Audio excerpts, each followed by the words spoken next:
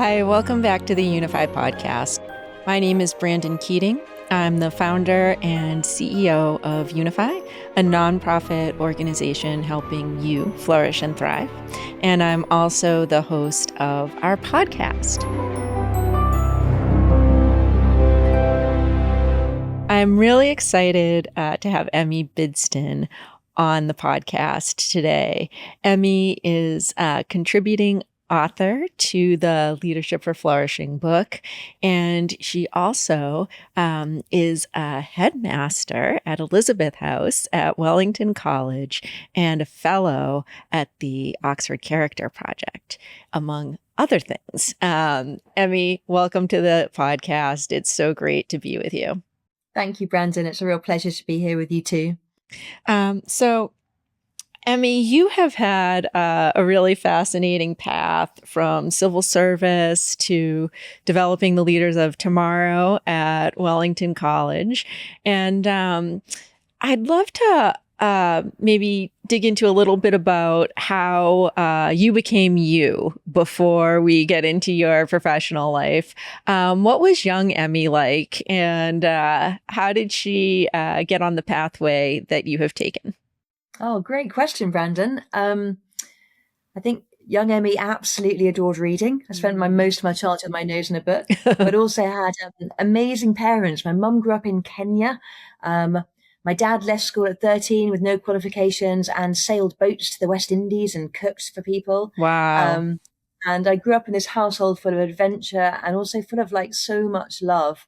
And I always think one of the key things to my childhood was the fact that we had this family full of love, but that had these really open doors. So we regularly had people kind of turn up and live with us at different times in my childhood because they were in need of somewhere to live. And that sense that kind of love was expansive and that people could be invited in and that families grew has been something that's really stayed with me and got me excited about the power of relationships and flourishing.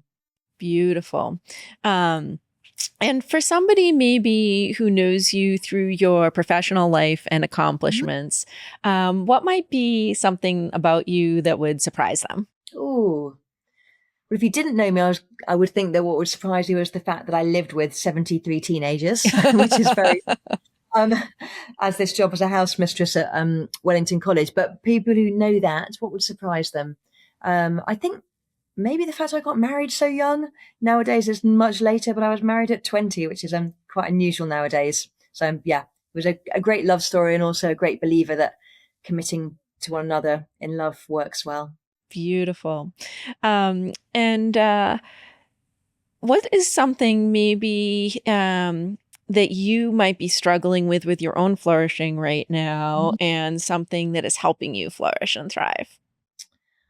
I think the thing I find hardest is that, particularly with all these 73 teenagers I live with, I really care about them and holding the weight of their struggles, the challenges they face, their emotions. When you care so much, kind of, you don't want to grow hard and not be empathetic and not love, but if it can also become quite heavy. It's that balance of holding others' lives in a way that is sustainable would be my challenge for flourishing. Yeah, and something that's helping you flourish.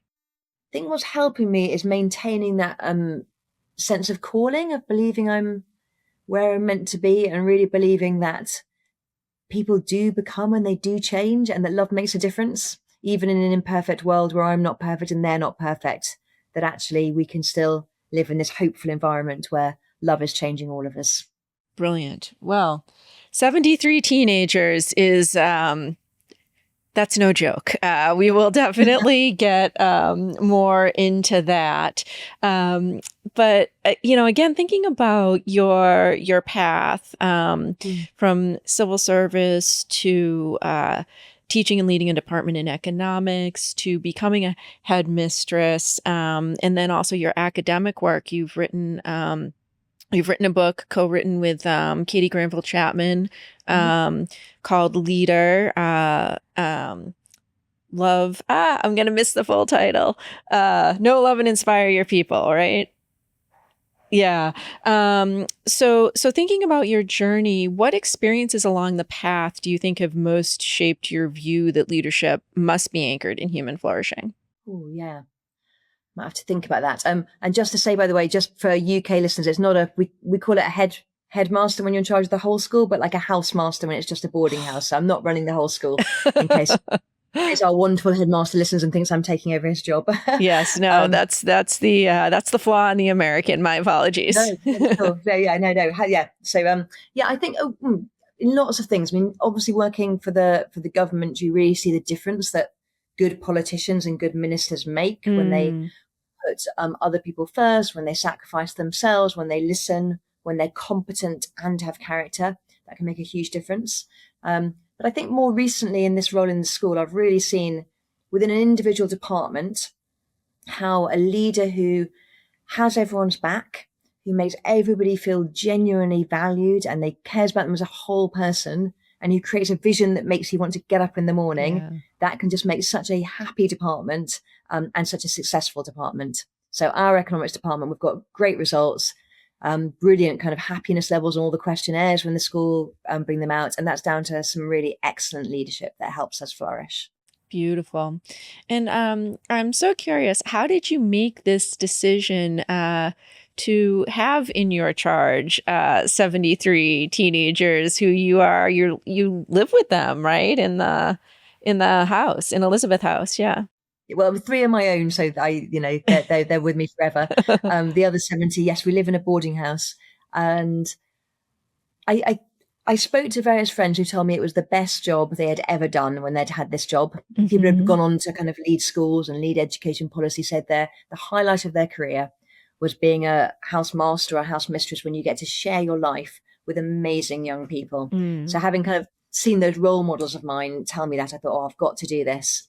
And then I think it's probably also that journey from even my childhood of seeing how opening up our lives to others, where we share lives and we share love and we live together, not in our perfection, but in our brokenness, but trying to help each other grow, is just the biggest privilege. So yes, I live in a boarding house. We have many meals together. They can ring me at night time if they're sick. We get to talk about the hard things, celebrate the good things, and it's a complete privilege. Beautiful. And you're cultivating the next generation of leaders. Absolutely. So for people who maybe are outside of the UK, might not be familiar with Wellington College, could you just share a little bit about what age students are there with you, what Wellington College is like, kind of what your day-to-day and their day-to-day is, just so that folks who might not be familiar have the context. And for those who've read any stories about boarding schools, from Harry Potter to Valerie Towers, I'm not sure what you read in the States. It's exactly as you would imagine it. It's a incredibly old, beautiful building with over 1,000 students aged 13 to 18 who all live together during the week. Sometimes some of them go home at the weekend. And they do competitions and sports and lessons. We've got quite a strong military background as a school. We were set up to provide education for the orphans of officers. Wow. We've kept that kind of outward-looking vision of being a school that raises up leaders who will serve the country and hopefully make the world a better place. That's our dream for all our young people. And day to day, we are a family together. We have 18 boarding houses, of which mine is the newest one. It opened last year. And my students are all aged kind of 17 and 18. So just before they go off to university, many of them applying to the United States at the moment to come and study at some of your wonderful universities. Wow. And so how have the different environments in which you've exercised and cultivated leadership influenced your understanding of what leaders most need today? I think the key belief I have is that leaders need to operate from a position of love and to really love their people. That's why Kate and I wrote this book, Leader, Know, Love and Inspire. I think leaders need to know the people they work with. It's very hard to bring out the best with people if you don't actually really know them as individuals and know their values through listening.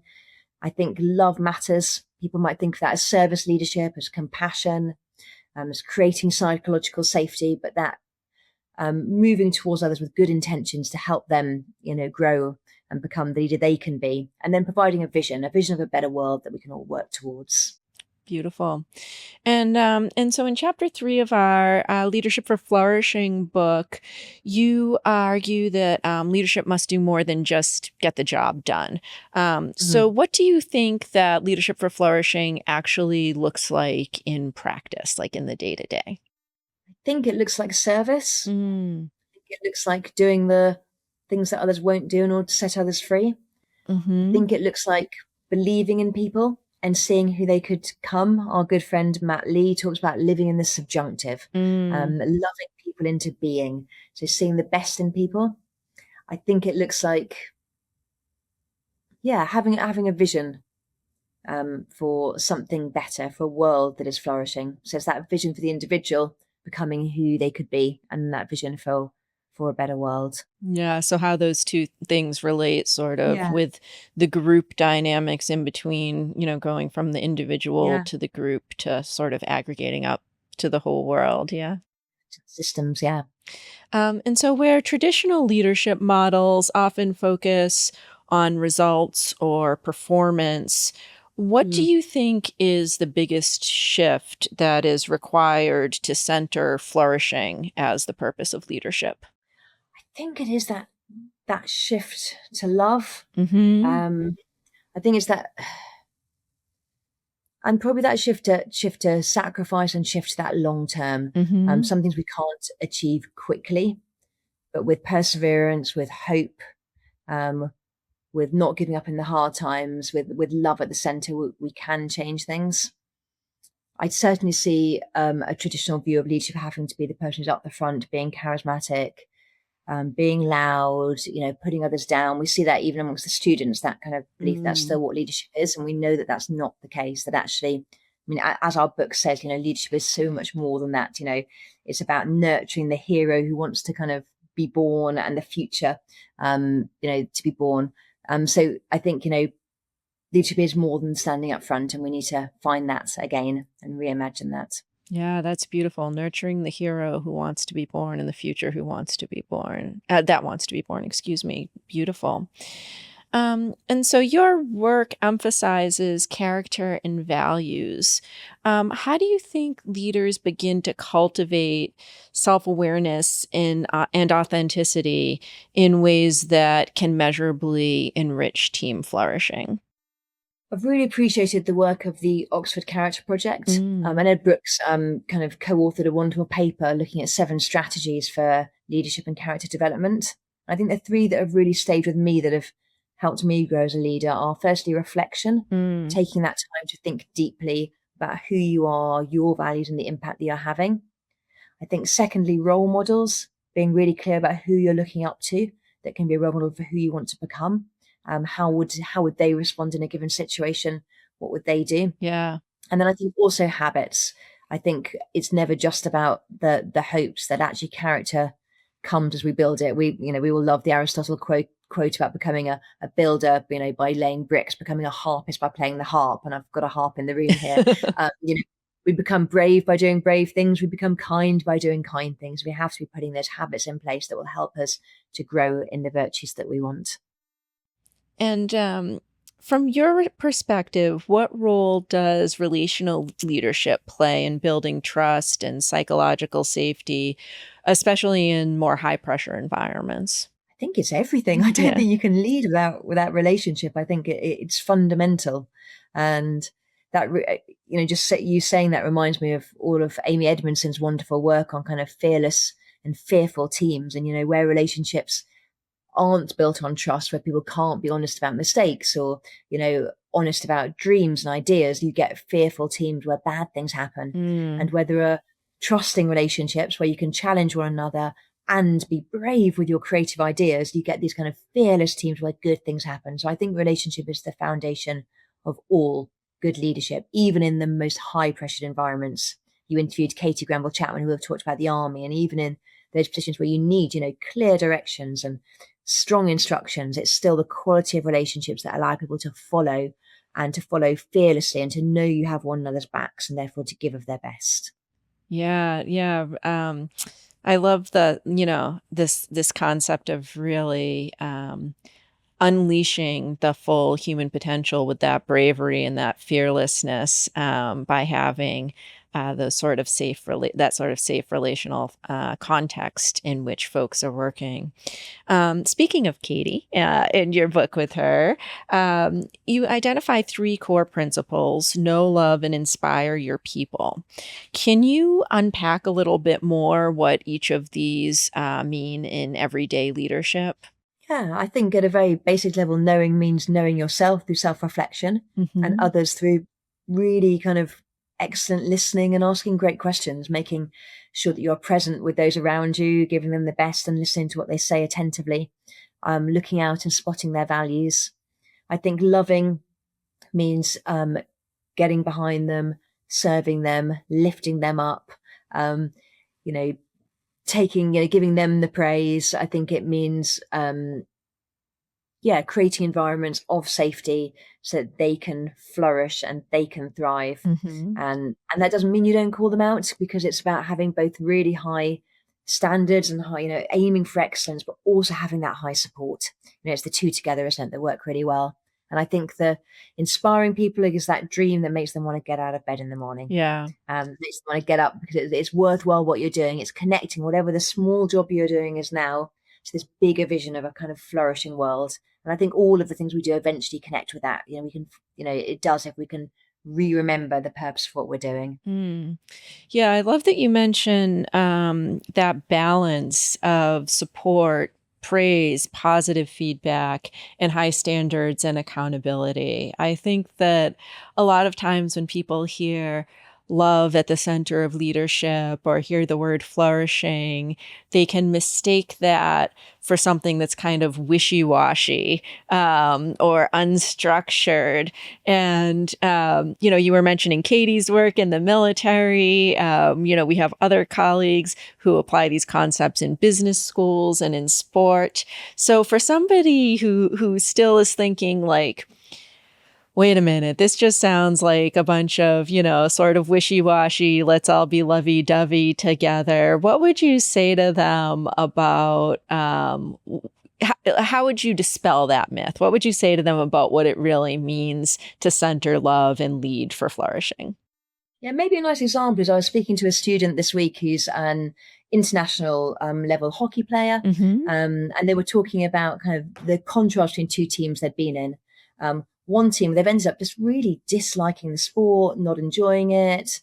There's loads of internal politics, not kind of feeling very safe. I'm constantly wondering whether you're in or out or you're good enough, and then just like really having a horrible time. We just wanting to almost give up the sport compared to Wow. the other team they play for, where they're treated like an individual. They're really valued, and yet also pushed to become better at what they're Mm. doing. And this leader really brings the best out in them. I think we see it as well in education all the time with students. We know that a flourishing student, the teacher believes in them and believes they can do better. So it's that ability to say, I'm pushing you and I'm asking you to do more because I know you can. Yeah. I'm asking you to be excellent because I believe in you and I see that in you and who you could become. And that's what we all want. We want someone to help us go the extra mile, become better at whatever we're doing. We like to excel. We like to do well. We need people to believe us and help us to become that. Yeah, so it's nearly like a paradox whereby moving performance out of the center and centering love and character and virtue and that knowing, loving, and inspiring your people, you get better performance. Yeah. Yeah, absolutely. Awesome. And so, how do leaders or how can leaders balance that need for performance with the slower, deeper work of fostering relationships and moral growth? How do they balance that pressure or how would you advise that they balance that pressure for results now to move fast with that sort of slower, deeper work that, again, paradoxically can create those better results? What recommendations would you have? Yeah, it's a great question. I don't think it's always easy, particularly if you've got very short-term goals in a company in terms of profitability. Mm-hmm. I found Adam Grant's work very interesting on this with givers and takers, that sometimes the higher performance does come in the longer term. You don't see it immediately. You can sometimes get quicker results through fear and through trampling on people, Mm-hmm. but it doesn't become sustainable. Yeah.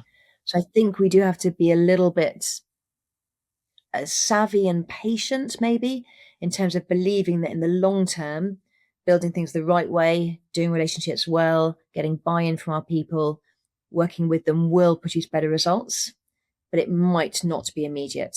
So trying to get, I guess, to lead upwards to those above us and say, give me time, trust me. I think people do also like doing well and like getting good results. It's also okay as a team to go, short term, we're going to have to push really hard. I'm with you. We're together. Let's do it. You can also motivate people and still be on their side. So it doesn't always have to conflict, but I think sometimes we have to be a little bit patient and try and keep the long term in view. Yeah, that long-term sustainability. And just digging a little bit deeper into this concept of love in a professional environment, how, like, are there some practical tips that you would give leaders to cultivate love in a professional environment when, that can be a little scary? It can feel like the word is a little loaded or misunderstood. Are there some very practical tips that if somebody's watching now and they want to go to work tomorrow and put love more at the center of their work, that you would, or just their interactions with everyday human beings, that you would advise? I mean, I love that famous quote about people not remembering what you say. They might remember what you do, but they always remember how you make them feel. So I think something about making people feel like they have worth and they matter to you is really important. I think we probably do that by our presence and our attention and our time, but also asking great questions. People, we like to be seen as human beings, don't we? So maybe when someone tomorrow, if somebody, you ask them what they did and they tell you they watched a particular film, maybe you can just ask them, what did you love most about it? And when they tell you, maybe you can go, wow, it sounds like courage or adventure or, purpose is like really important to you. Try and spot the values in the everyday conversations you have and try and draw those out so people feel that they're seen. And you begin to just get to know what matters to them better. Beautiful. And, there is an intriguing mix of psychology and neuroscience and practical leadership practices in your book. How can leaders use brain-based insights to better relate to their teams? Yeah, I mean, I'm not a neuroscientist. I do a bit of kind of behavioral economics in the economics course that we teach. I think what I've learnt myself is understanding the way the brain works, particularly when there's conflict or you feel anxious or defensive, and the way that we can kind of shut down, stop listening, and just that ability to stop, breathe. I mean, you've taught me this, Brandyn, you're onto a brave conversations model. Breathe rather than going into the defensive, and stay in that moment of being able to listen and trust the other person. So I think our brains quickly hijack us and make us feel like there's a threat when maybe there isn't, and we can overcome that if we know that's what's happening. So that might be one tip. And I think the second one is sometimes we think that we have poor character when we have poor habits. And I love the brilliant book many of you will have read called Atomic Habits. So we think we have no willpower when actually we just needed to change the place that we kept the cakes in the house. And I think it's the same with some leadership things. We might think we're bad at making time for people or bad at listening, but it may just be that we always have our phone on us or we never book the time in our diary. So looking at our habits and then also try not to let our brain hijack us into a defensive mode would be the things that I'm learning about. Yeah. And it sounds like that's sort of at the intersection of the self-reflection you were mentioning earlier and the habits, so that we're taking that time to step back and actually observe what is the context, what is the environment that I'm creating for myself, and is it conducive to those good habits? So we've talked a lot about sort of cultivating leadership for flourishing. I'm curious, on the flip side of the coin, are there some early warning signs that a leader might be drifting away from flourishing-centered practices that one might observe if one were to be trying to cultivate a leadership for flourishing in a multi-layered organization, for example? I think when it becomes all about you and all about everybody else, something's gone wrong. And I think when there's a climate of fear.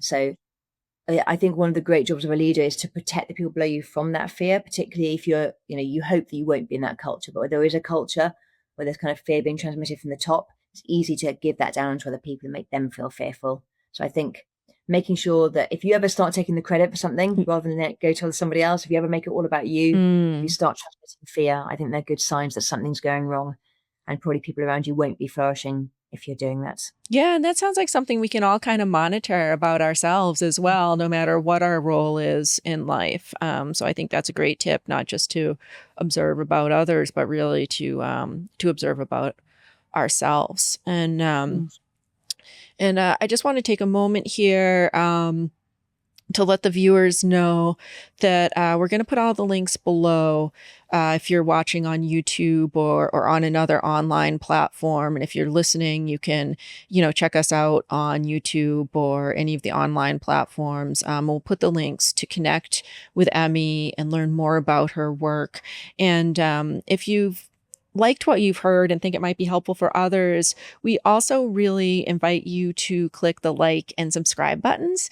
That really helps more people get to access this information. So it's a really quick, easy thing you can do to help others flourish and thrive. And we also include below the information to get involved in our Write the Future campaign. So we are building community here at YOUnify and with our partners from the Oxford and Harvard hosted Leadership for Flourishing community of practice.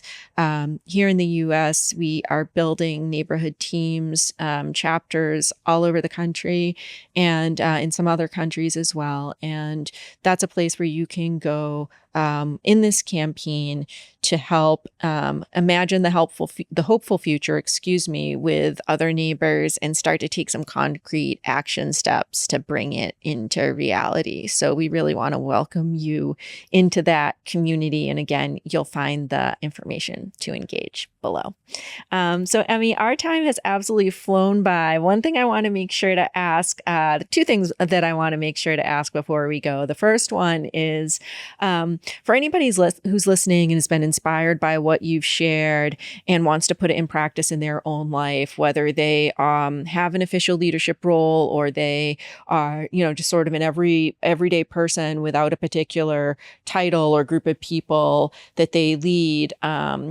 What is just one thing that they could do, maybe a quick, easy thing tomorrow or today, or, when they finish listening to this episode, to start to put some of these concepts into practice to enrich their own lives or the lives of the people around them? I think the one thing, when you meet somebody, whoever the next person you meet is, remember in your kind of heart that this person is of infinite worth and dignity and value. They're somebody's precious child, and therefore treat them that way and make them feel valued. And you can do that first and foremost by listening. So listen really well so they go away feeling like they've been seen. Beautiful.